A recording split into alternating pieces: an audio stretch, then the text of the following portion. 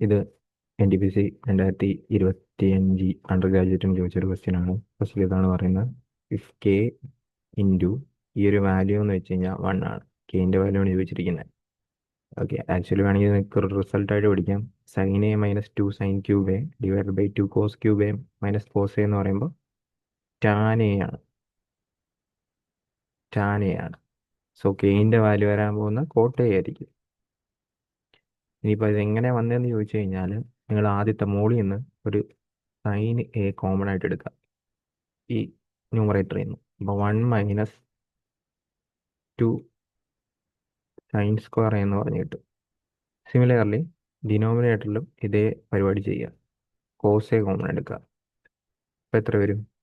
2 cos square A minus 1 എന്ന് പറഞ്ഞു വരും.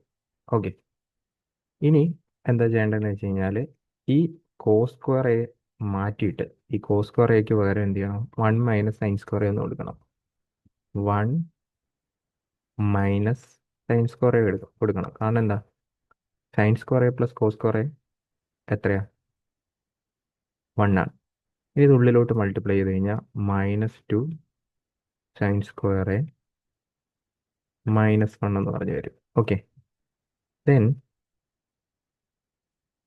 ഈ രണ്ടും ഈ ഒന്നും ക്യാൻസൽ ചെയ്ത് പോയിട്ട് 1 എന്ന് പറഞ്ഞു വരും. ഓക്കെ, അപ്പോൾ 1 മൈനസ് 2 സൈൻ സ്ക്വയർ എന്ന് പറഞ്ഞു കിട്ടും. സോ ഇത് തമ്മിൽ ക്യാൻസൽ ചെയ്ത് പോകും. ക്യാൻസൽ ചെയ്ത് വിട്ട് sine a by cos a tan a. അല്ലെങ്കിൽ നിങ്ങൾക്ക് ഇത് കാണാതെ ഒരു റിസൾട്ടായിട്ട് പഠിച്ചു വെക്കാം. Sine A minus 2 sine cube A divide by 2 cos cube A minus cos A എന്ന് പറയുമ്പോൾ ടാൻ എ ആയിരിക്കും.